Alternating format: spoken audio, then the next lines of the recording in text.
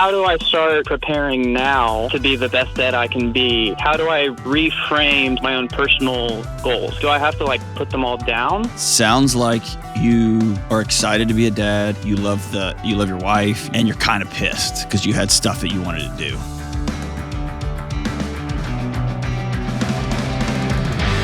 What up, what up, what up? This is John with the Dr. John Delony Show, the greatest mental health and marriage and parenting podcast ever. The dose of whatever's going on in the world, some education talk and some politics, and just kidding, we don't talk politics ever because I think it's a waste of my life. Hope you're doing well. Don't forget the 5-star reviews. And if you just thought to yourself, politics is not a waste, politics is life, probably not the show for you. But if you thought, oh, thank God, a place where we're just going to talk about how to be better humans, this is the podcast for you. Please leave your 5-star reviews. Tell your friends. Even if you only have one, tell that one. If you got a bunch, tell them all. And don't forget, you can really support this podcast. And more importantly than supporting our knuckleheads is you can get this out to other people. It throws it up in the algorithms when you simply just hit the subscribe button. Cost you nothing except a little tiny piece of your soul that you give to the Googles and to the Yahoos and to the whoever, the YouTubes. But we're grateful for your little piece, for the little piece of your soul. And speaking of finding somebody with a soul, Kelly showed up with coffee today. When I got that text this morning, what do you want? What kind of coffee do you want?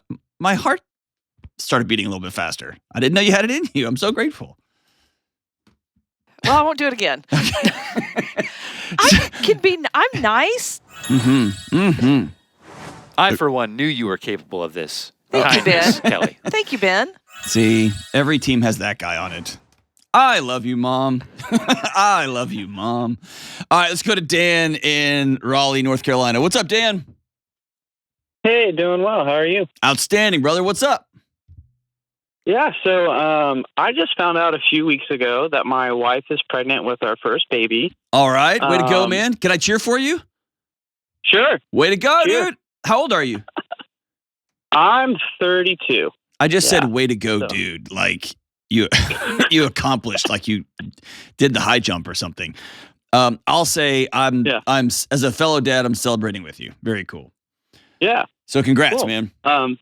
Thanks. Yeah, and my question is, how do I start preparing now, to be the best dad I can be? And in particular, how do I think about or reframe some of, my own personal goals? Because I don't want to be I hear a lot of people as, later in life, I should have been more oriented towards my family than career or goals. But there's also an element where, do I have to, put them all down? You know what I mean? So trying to look for some guidance and wisdom on how do I integrate those two things well, if that makes sense. Okay, can I ask you some direct questions? Yeah. Okay. Your language that you just used to ask your question, here's what it really sounds like. Okay. Sounds like you are excited to be a dad. You love your wife. You love the idea of, you already probably start loving this baby. Mm-hmm. And you're kind of pissed because you had stuff that you wanted to do. And we don't have any place in our culture anymore to say or no. It's happening. Am I off or am I right? You're onto it. I wouldn't say that I'm pissed as much as I'm just sort of okay, a little bummed out, but not, I wouldn't say I'm angry. I'm not oh my gosh, you're taking my life away, but just sort of okay, I know I need to rethink this and I'm bummed about it, but how do I do it both well? Yeah, maybe that makes sense. Maybe that doesn't. Absolutely. Absolutely. I absolutely hate this idea that we're not allowed to have the full spectrum of feelings anymore, or we're some kind of bad person. Right. Moms get this a lot too, with they can't stay home with their kids because you should be out contributing financially, and you can't work because you should be home with the kids. And dads, you should be fully present and never, ever look at a smartphone ever. You're a terrible father. And you should be out making 6 figures and grinding and crushing and working out 4 hours a day. Nobody can win anymore, right? Yeah. And there's no way to just say, dude, I'm really excited. And golly, I had a lot of plans, man. and I'm gonna have to change all that crap up. Or, Yep. So anyway, we'll just stay there. So I want to give you permission to have the full spectrum of feelings as you go along this adventure. Okay. Yeah. You can really, really love this toddler and be super annoyed with how much it cries and poops. And by the way, it poops 10x what you think it's going to. It's unbelievable how much crap comes out of a baby. It's staggering. And so can I ask you this? Is it true bummed out disappointment, or underneath all of this, is there a fear like, oh, this is happening, I'm about to be a dad? I mean, there's definitely a little bit of that fear. It happened way faster than, like a lot of people will talk about, we've been trying for, a long time, and it's not, and for us, it was the opposite experience. So it's definitely a little bit like, we were talking, we're like, hey, we're like, we want to start thinking about a family, like, and then it just happened really quickly. And so there is a bit of like just shock factor. Y'all got pregnant from just a conversation, man. Way to go, Dan. It felt that way. Fertile Myrtle over there. Okay, so what did you have planned?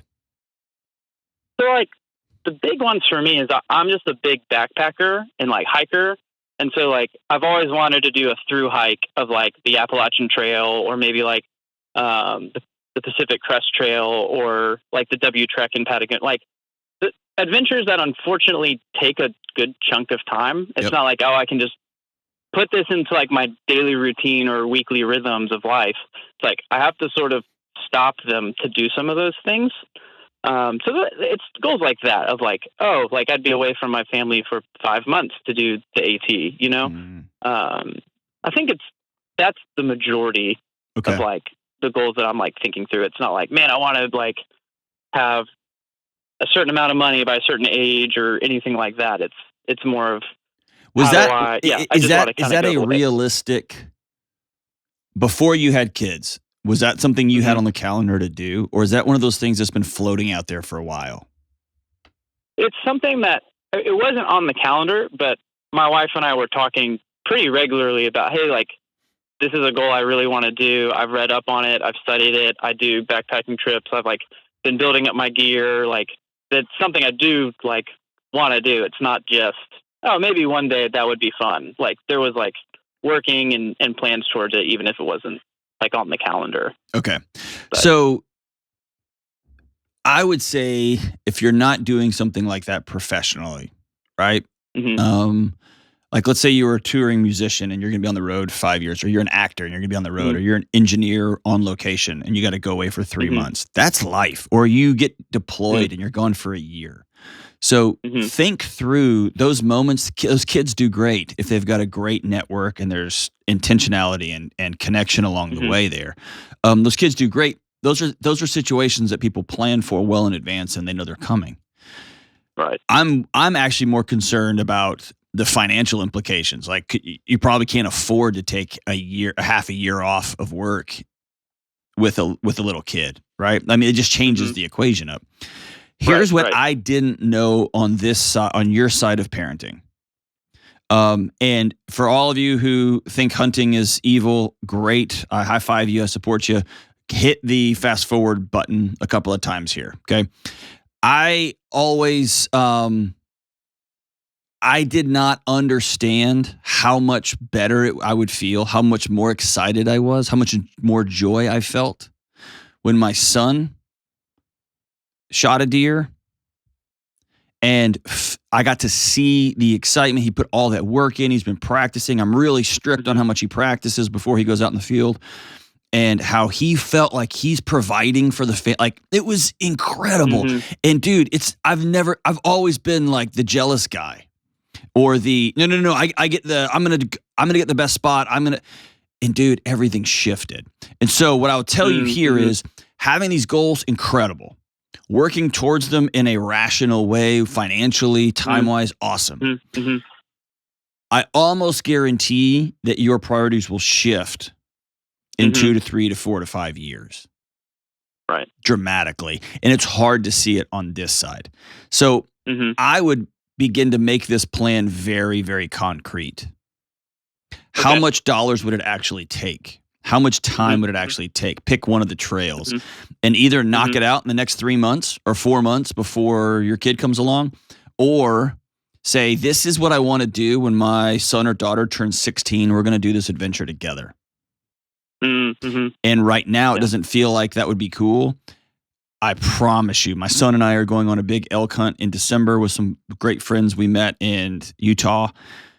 Dude, I never in a million years thought I'd want a 12-year-old tagging along with me, and I can't wait now.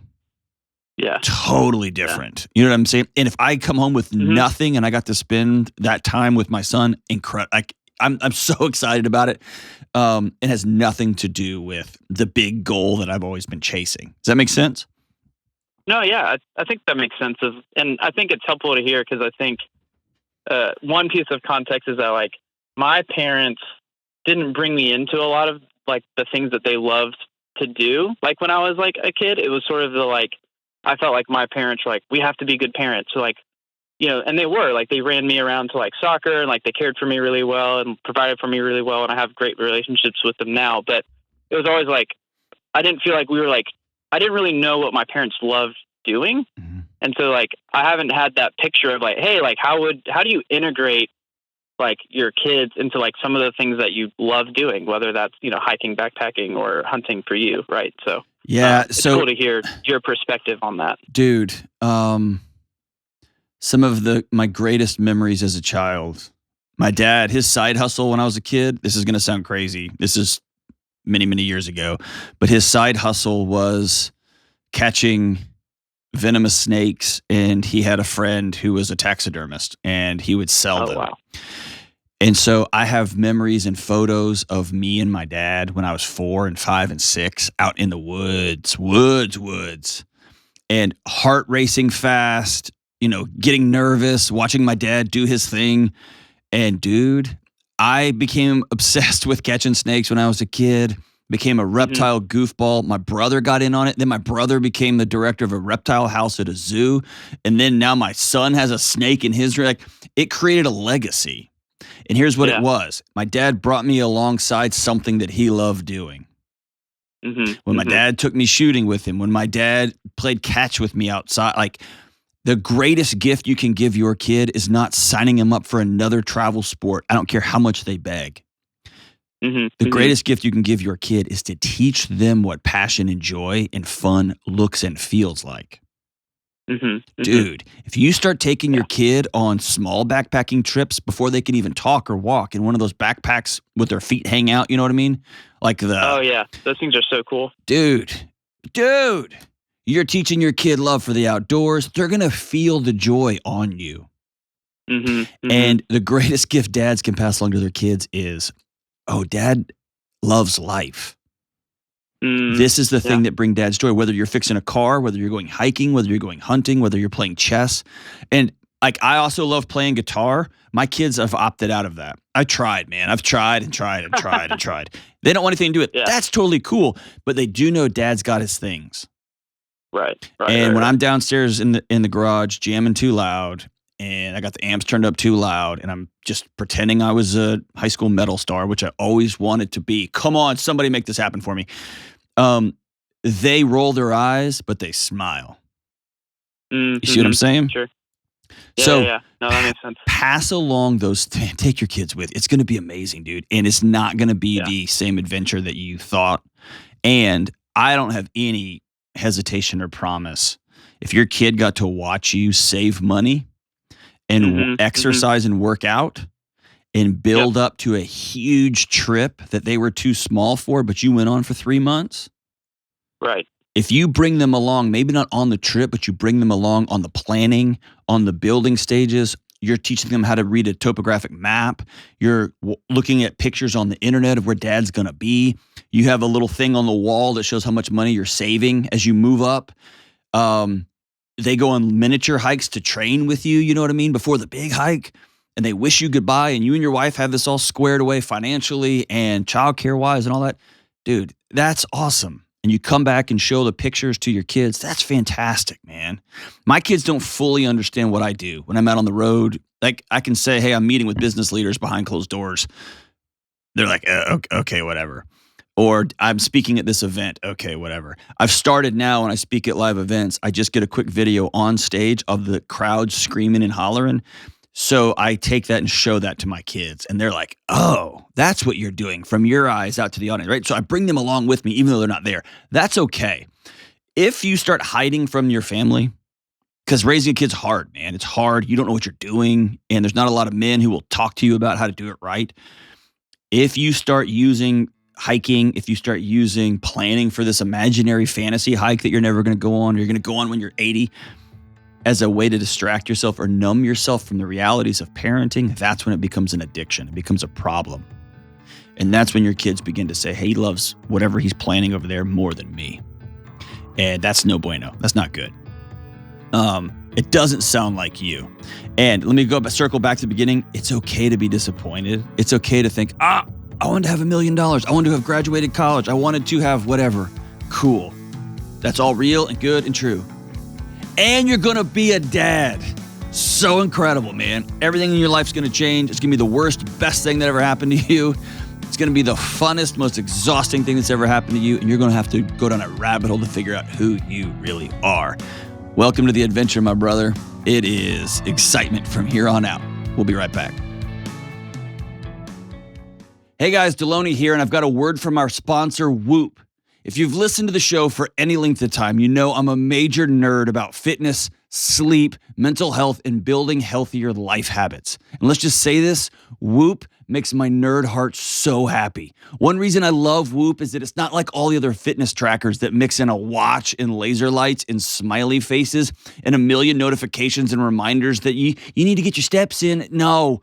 Whoop is a fitness wearable that actually looks cool and it's comfortable and it gives you data that really matters. It breaks down your recovery, your sleep, and your daily strain into a format that's easy to interpret.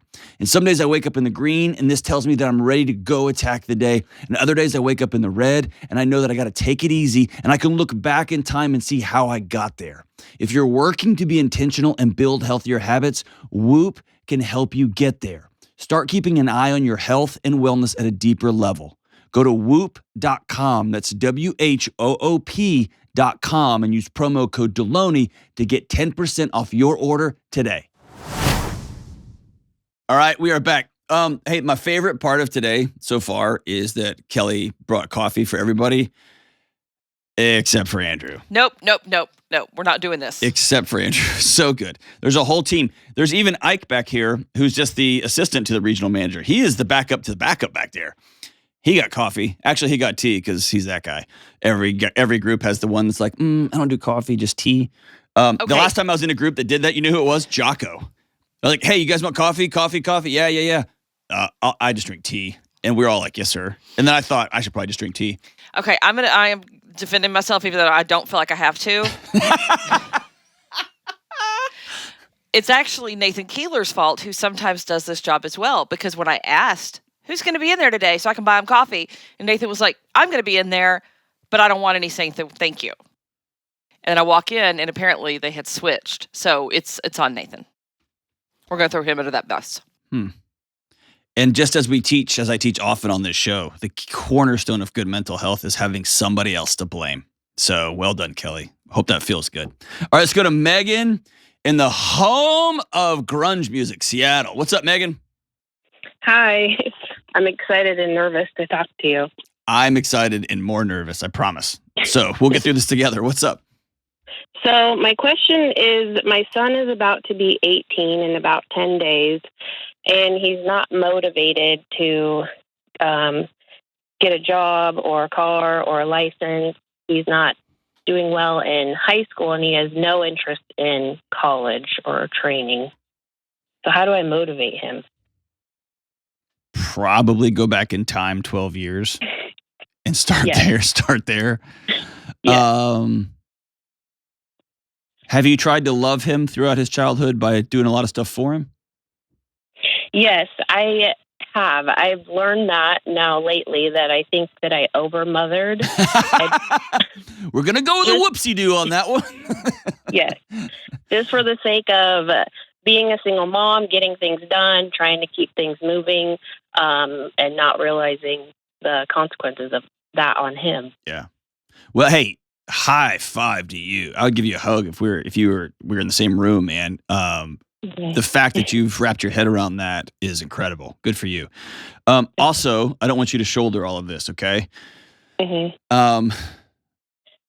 When's the last time he had a stable male presence in his life that actually modeled what was coming next for him?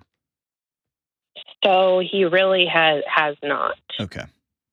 His dad has been out of the picture pretty much from the beginning.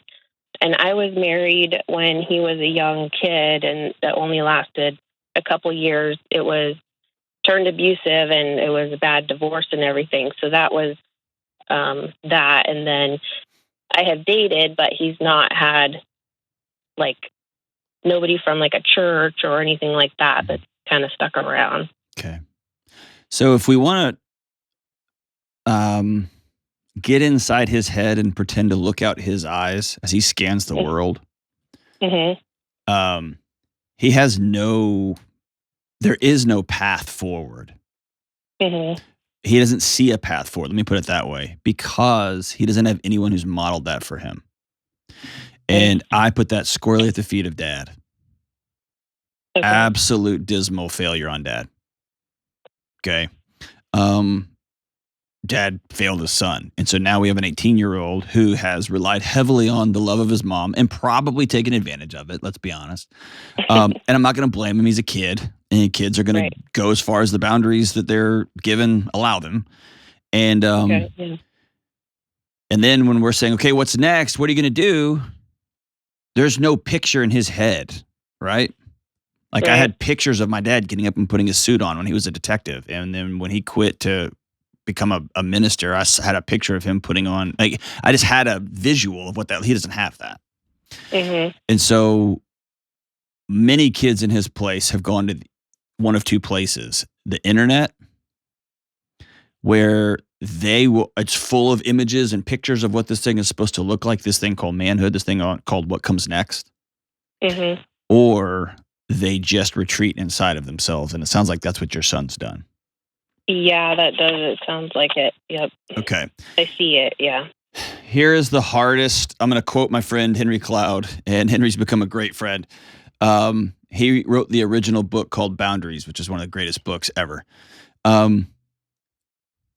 Here's his quote. Okay. Mm-hmm. Your son is, well, I'll walk you through it and then I'll give you his quote. Your son right now has absolutely no reason to think about college. None. Okay. He has absolutely no reason to get a job. He has no reason to graduate high school. Zero. He actually says that when I ask him, he's like, why? Yeah. Why? Like, for what? Because here's why. Yeah. Okay. You remember we were talking about looking at the world through his eyes? Mm-hmm. His bed is always going to be there. And food is always going to magically show up in the refrigerator. Right. And he's always going to magically just use somebody else's bathroom, yours. And all those things, like the car is just going to continually be in the driveway for him to use. And so Henry's famous quote, which I love, is he's going to have to get some problems. Okay. And this is where you are really going to struggle, because you are going to feel, your body is going to feel his whining and pushing back and crying and having to learn new things and possibly ending up rooming in a place that you don't like or hanging out with people you don't like. You are going to feel that as a maternal failure, and it's not. Mm-hmm. Okay? It's the greatest thing you could do for him. Create some problems. See, and that's where I struggle with, like, where and when do I push? I don't know. I think, given his life, how far he's come thus far, I would give him 6 months. Right. And say, here's what happens at the end of 6 months. You begin paying rent, or you're out of my house. Yeah. You are enrolled in college. Okay. Or your rent doubles. Okay. You will also pay your portion of the light bill. And if you're going to sit there and sit on the computer and the video games all day, you will pay 95% of our internet service. Okay. Right. And so I think I want you to treat this as though it's a very professional interaction. Okay. Which is here, like just the same as if you worked in an office setting. Here's what this costs, the reality. Here's the real cost. Here's what portion of this you're going to pay. Okay. Okay. And this is you loving him like you've never loved him before. Okay. And you can let him know, I will go shop apartments with you. I'll even help you. My dad paid for my first month's to the deposit, my first apartment. Like I don't have a problem with you helping him out that way if you can afford it. But we're going to start a graduated conversation. Here's how this has gone in my house. And my son's 12. And I told him a month ago, after fall break, we're starting a new season in my house called the Season of Excellence. And he doesn't know this, but I'm taking him on a trip in October. And I can say this because this episode won't air until we're back. Well, he doesn't listen to this anyway, let's be honest. But I'm taking him on a trip, and some other guys from across the country are going to meet us in a secret location, and we're going to do a pretty cool thing with him and with these other men. And I'm going to begin treating him a little bit different. Now we're having different conversations.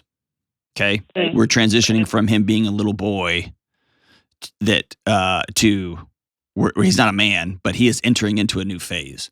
And I'm calling it the Season of Excellence. And here's a good example. This morning, he got cereal on his own, and the box was open. And when I got down and there was cereal bits on the counter, and I called him down, and I didn't yell, I didn't scream, I didn't act like an idiot. But I said, part of excellence is leaving every environment better than you found it. Okay. And so before you leave, son, I want you to take a look around and ask yourself, is this place better because I was here or not? And I want him to do that in his neighborhood, in his community, with his wife one day, with his spouse, with his kids, with his home, with his car. I want that to become a way he sees the world. Right? I don't want anyone calling this show worse off after they talk to me than before they called me, right? Right. So I'm setting that stage now. You're going to have to just do that in a very accelerated fashion. I got 6 years before he turns 18. You've got 6 months. Yes. Right? And so I want you to get super intentional. What are the things you wish the man you married, how he had treated you, what he knew about the world, what he knew about hard work, what he knew about all those things? I want to push you. I want you to pick up a book called The Intentional Father by John Tyson. Okay. Okay. And I know your mom works it's going to be different, but it is what it is. It's called The Intentional Father. It's phenomenal, and it's a read through, a way to be intentional. You're just going to have to compress this, or maybe you're going to have to extend it. Most end at 18 or 21. You might have to go a little bit further, but we're changing this. We're transitioning this out. Okay. Also, if you've got the ability to find a man in your world, not a romantic partner, but somebody who would step up and begin to take him to breakfast or lunch and ask him hard questions and challenge him on things and teach him how to do things like tie a tie and apply for college and get a job and things like that. That would be fantastic. Okay. And yeah, I can talk to his friend's father. That would be incredible. So good, man. My dad did that for other people. Other men did that for me. Okay. Throughout my life. And it's been really, really good. Okay. He's got to have a picture in his head of what this can look like. Right. And make no mistake, you are shaking up his comfort zone in a dramatic way. Yeah. He will fight this. He will say, I hate you. He will fill in the blank, fill in the blank, fill in the blank. Yeah. No, he turns it back to me. He says, do you hate me? Like when I'm like, and I'm like, no. That's just, hey, that is just a move. That is just a move. You're going to tell him, I am raising a man that is going to contribute to society.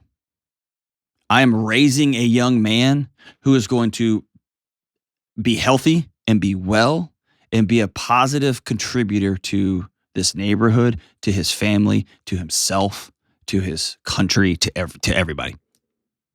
So that starts here. You will make your bed before you leave, or tonight you will have no sheets. That's the choice you make. You get to choose whether do you want sheets or no sheets. You will clean up after yourself. You will make your own breakfast. I will never, ever do your laundry again. Ever. Congratulations. And if you don't have clean clothes, that's a choice you made.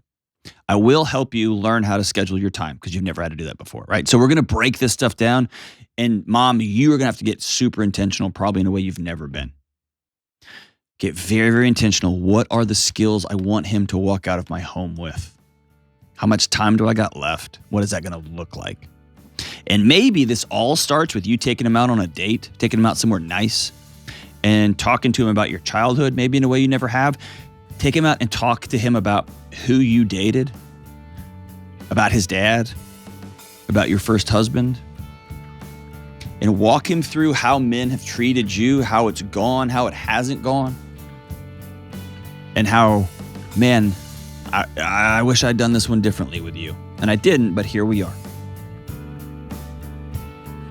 And everything's going to change in this world. As the great Henry Cloud says, he's going to have to get some problems. They don't have to be problematic. But we're going to start putting challenges in front of him. And we're going to stop lifting his weights for him, hoping he's going to get strong. Thank you so much for the call. We'll be right back. Hey, Delony here, and I've got a word from our sponsor from BetterHelp. I've been on the giving and receiving end of therapy for years. When I was spinning out like a decade ago with wild anxiety, I had a moment, that light bulb moment that I knew I had to do something different. I knew I had to change something, probably a lot of somethings, right? But I found myself without the tools for taking the next step. And when you're facing problems or challenges in life, it's way too easy to get stuck in that anxious spiral of doom. I've been there. But when you learn how to stop that cycle and start taking ownership of your life, that's when you're free. And that's what therapy can help you do. It gives you the tools you need to do the problem solving in your own life. And that's why I love BetterHelp. BetterHelp is online therapy that offers video, phone, and even live chat sessions with your therapist. It's more affordable than in-person therapy. Plus, you can be matched with a therapist in under 48 hours. If you're ready to get the tools that you need to deal with the curveballs life's throwing at you, therapy can help. Visit betterhelp.com/Delony to get 10% off your first month. That's betterhelp.com/Delony. All right, we're back. Let's take una más. Let's go out to Flint, Michigan, and talk to Nicole. What's up, Nicole? Hi. Hi. How are we doing? How's it going? Partying. Good. Rocking on to the break of dawn. What's up? Partying here. Happy Friday. Why not, right? Absolutely. Yep. So what's up? Okay, so I've had this question for as long as I've been married, which has been 8 years. And I cannot seem to figure it out, and it's just going around in a circle, and it needs to get better at this point. So my question is, how can I better serve my husband's love language, which is acts of service? I think because it's really communication is the thing, and I think communication falls into acts of service. And he tells me that that's what he needs more of is communication. And why do you think communication? Why do you think communication means acts of service? How do you get there?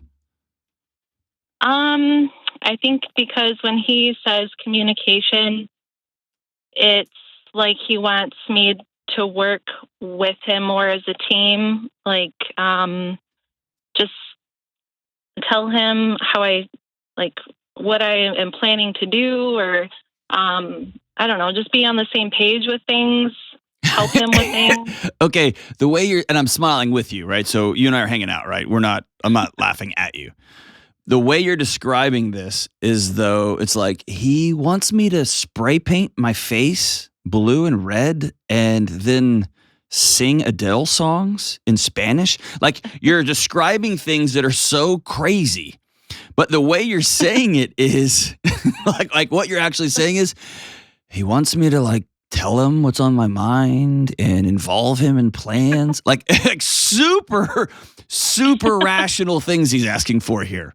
So I don't know. like, It's just hard to explain. Like, what? and It sounds like, okay, go with me here. And I've got 2 PhDs. That's how I'm able to figure this out. What if you just told him what you were thinking and invited him along on the plans that you had for that? Like the things he's asking for. no, it's like I am like the person that handles our daily schedules, and I feel like I do a good job of telling him what's going on and keeping him in the loop.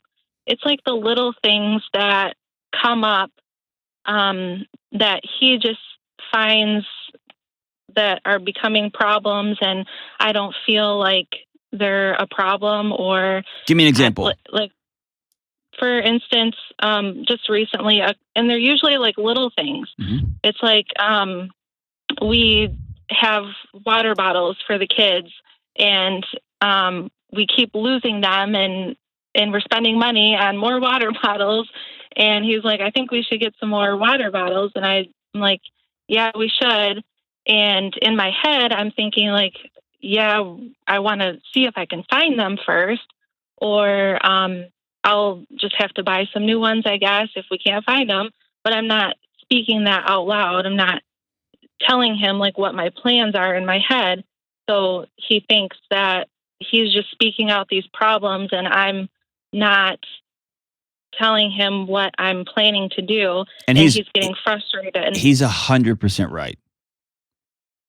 So why wouldn't you just tell him, like, hey, there's a bigger issue here. The kids keep losing water bottles, and I don't feel comfortable continuing to support their habit of not keeping up with their things.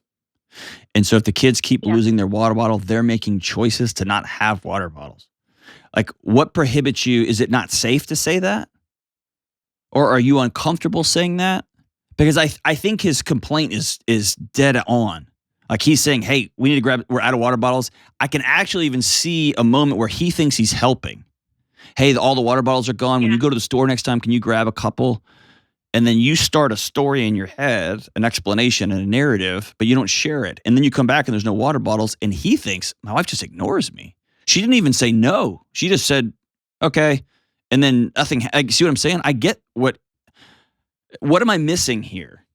Yeah. It's like I feel like I have to be in control of everything, and that I can handle it, that I'll get to it, that I'll work on it in my time, and I am not saying it out loud. I'm just thinking that I can handle it. But why are those mutually exclusive? Like, you can handle it, clearly. I mean, you're smart and accomplished. You can do what you need to do. But why can't you also say it out loud? I don't know. I'm just thinking it in my head, like, okay, yeah, next time I go to the store, I'll remember to get some more water bottles. Or same thing with like the kids outgrown some clothes and they need some new jeans, and he mentions it, and I'm like, okay, yeah, let me see first if we do have enough pants before I go buy more. But I don't say it out loud. I'm just thinking like, okay. But you haven't answered my question. Why? Why am I doing that? Yeah, why are you not saying it? Here's the thing. It could be that every time you say something, he swears at you, or he shoves you to the ground. And you have learned you better keep your thoughts and opinions to yourself because he's not safe. That could be a case. Or it could be he's just the sweetest guy on planet Earth, and he's just like trying to help out by pointing things, like by saying, oh yeah, hey, I saw Timmy the other day and his pants don't fit. We're going to need to grab him some new ones. And because of the way y'all have divided up your household, he takes care of some things, you take care of other things, and those other things happen to be kids' clothes, and you just don't tell him. Is it safe for you to tell him things? I feel like the way that he talks about things, he'll talk loudly or not seem like easy to have a conversation with some of the time. Okay. Or depending on what the situation is, like the different issues. So he'll get loud, and he tells me that I get defensive when he brings things up, and I feel like he doesn't see that I am working on something. And then if I say like, oh yeah, I've done that, or I help out here too, and and then he thinks that I'm just being defensive and that he doesn't see that I am doing things. And I don't know, when he gets like loud in conversations and feels like it's like I'm getting in trouble for something, then I either shut down or just am not as easy to talk to. And you are right 100% on for that. The new language is not just shutting down and disappearing. The new language is when he starts yelling, you put up both hands until he stops for a second and you say, I am choosing to not be in a conversation with somebody that's treating me like I'm 7. I'm not your daughter. I'm choosing to not be in a conversation with you if you're going to yell and raise your voice. So I'm going to take a break for 30 minutes. And if you want to re-engage this conversation at a normal talking level, I'd love to do that. And then you walk away. Okay. Is that safe to do? I have like said that in conversations. I'm like, why are you yelling right now? Like, Nope, no, it's not. That's not helpful. Because here's why that's not helpful. Because he is going to feel that as an attack because you are talking about his behavior. When you put both of your hands up and say, I'm choosing to disengage, the whole conversation's about you. Here's what I'm going to do because I get to choose my thoughts and my actions. You're raising your voice. Cool. Knock your lights out. I am not engaging in that conversation. Has nothing to do with yelling at him about him yelling or pointing out what he's doing wrong. There's some great literature that suggests even it was done with political affiliation.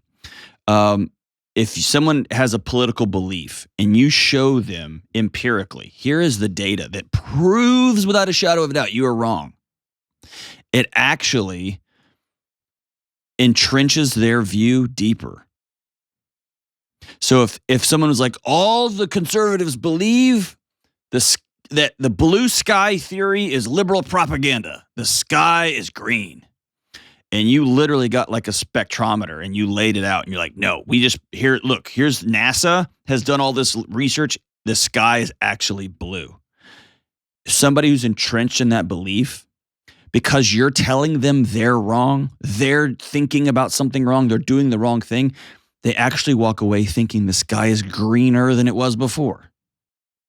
And so we're not gonna lob grenades. Why are you doing this? Why are you raising your voice? Because now we're attacking. Even if you're right, he can't hear it because he's switched parts of his brain. And so all I'm going to do is control what I can control. I'm going to control me. And if it's as simple as, hey, let's have these conversations. Here's what me and my wife do. Let me just tell you this way. We have a meeting once a week that talks about calendar, talks about what the week's going to look like. And this is where my wife just keeps a note card with her. I keep a note card with me, and we write things down to ourselves. Hank needs new clothes. Josephine's going to have a thing for YMCA, whatever. And we got this, and we've got a thing coming up, and I took another speaking gig. I'm going to be on the road. And so that when we get together and talk about these things, it's very impassioned. It's just math. I mean, it's just, we're just doing it like having a business meeting, basically. Turns out that meeting is like foreplay, right? It's connection and all these other things, but it's just like, hey, we need to do this. It's going to cost $35. We need to do this. It keeps it from being, hey, where were you today? You were late getting home. And suddenly he goes on the defensive and looks at you and goes, hey, you got those new pants for Timmy yet? And you're like, well, I'm thinking that I'm working on it. I just haven't checked. And now we're in you see what I'm saying? Now we're in a whole fight. Yeah. Now we're down a whole road that we'd never had to get down, right? So it's keeping those things, both of y'all agreeing to, hey, could we start having these conversations at a scheduled time every week, write them down so that we remember them. And that way I can keep on top of all these things and you can begin to practice saying those stories in your head out loud. Is that something you can work on? Yeah, it's been top of mind since we kind of had this talk like a week ago, and okay. we're trying to figure out like just in general, like what do you need from me? Yes. And he says, I need communication. I need more of it. If you think that you're doing it, do more of it. And it's just like I make up this excuse like, it doesn't sound that easy to do because it's not like a physical act. Like to me, like if my love language is like, what is it? Spend quality time. Like that's a physical act that you can actually do and see. And so this one is like absolutely harder for me. I think it's absolutely a physical act.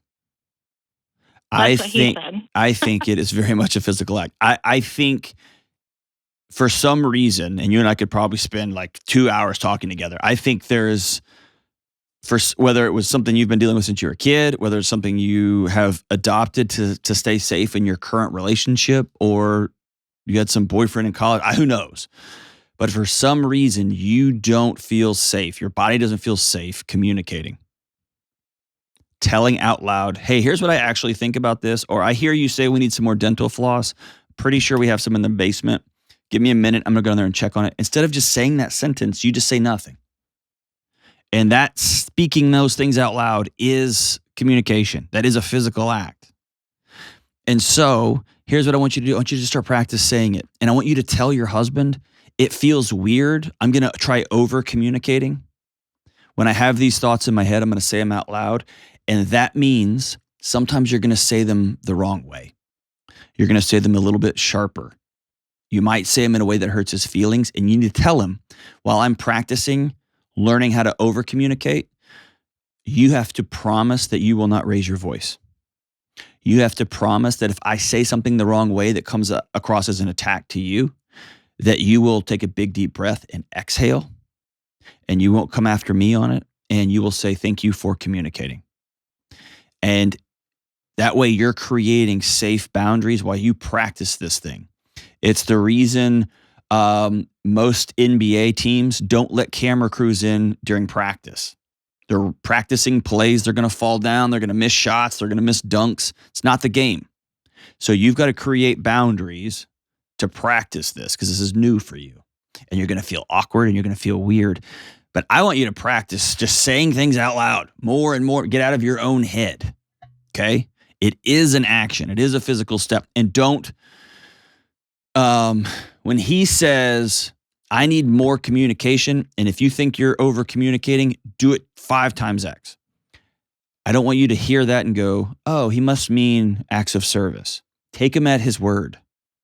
And then if you're over communicating and he starts to say, well, actually, I just want you to help me with, okay, well, now you're changing the tune. But as for right now, I think what's not working out in your communication patterns is he's being very direct with you, saying his needs out loud, and you're hearing those needs and you don't want to do what that need is.